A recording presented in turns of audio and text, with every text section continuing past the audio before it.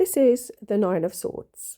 In the original depiction, there's somebody who's woken up, they're sat up in bed, their hands to their face. Their bedspread has roses and all the symbols for the constellations. You can see the night sky, so there's no house or window. In the sky is 9 swords. There's a scene depicted on the wood on the bed. Not quite sure if that's meant to refer to Adam and Eve or not, I can't tell. I think the guy's gutted he's woken up because he was having a good dream. What I've actually drawn is very similar to the whirling dervish that I drew earlier for cups, but these colours are much more earthy. Yes, whereas the other one was nighttime, this would be daytime. The idea that in the original symbolism, the guy is kind of gutted because he's woken up, but actually maybe you can play with this energy during the day too. What's really fascinating to me is this card also works upside down.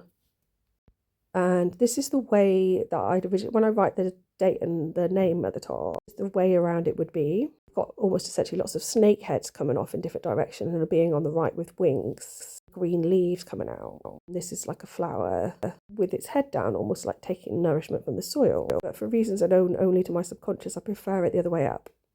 So here's a closer view on that flower. There's a couple of random symbols in the sky as well, one of which is a little bird. I see a bird kind of off to the left, and then sort of in the centre top, a green lizard, next to which is like a tall brown person or totem pole or stick. So there's a close-up on that tall head, which is a tail if it's reversed. And it's got this symbol in front of its face, which reminds me of the pot of Newt, the water pot. That's not water, that's earth. And there's a face up in the sky and a head in this front swoosh.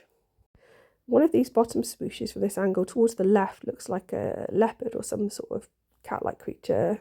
And then one of them looks like a head with hair, but kind of really just look like long leaves. And then this brown creature here that kind of makes up part of the neck, which I think looks a bit like a really funky caterpillar. That ends up looking like it's got a bit of fire coming out the front of it at the bottom here. So I think what this card is speaking to me of is two things. One, taking that sadness and despair and using it to create something new. That's a reminder for myself. And two, that we don't just dream when we're asleep. That like all around us are symbols of things all the time. And if we pay attention to that, we can sort of work with that and also pay attention to nature and nature's energy, which helps us feel more grounded and connected. Thanks for listening, and please like and subscribe.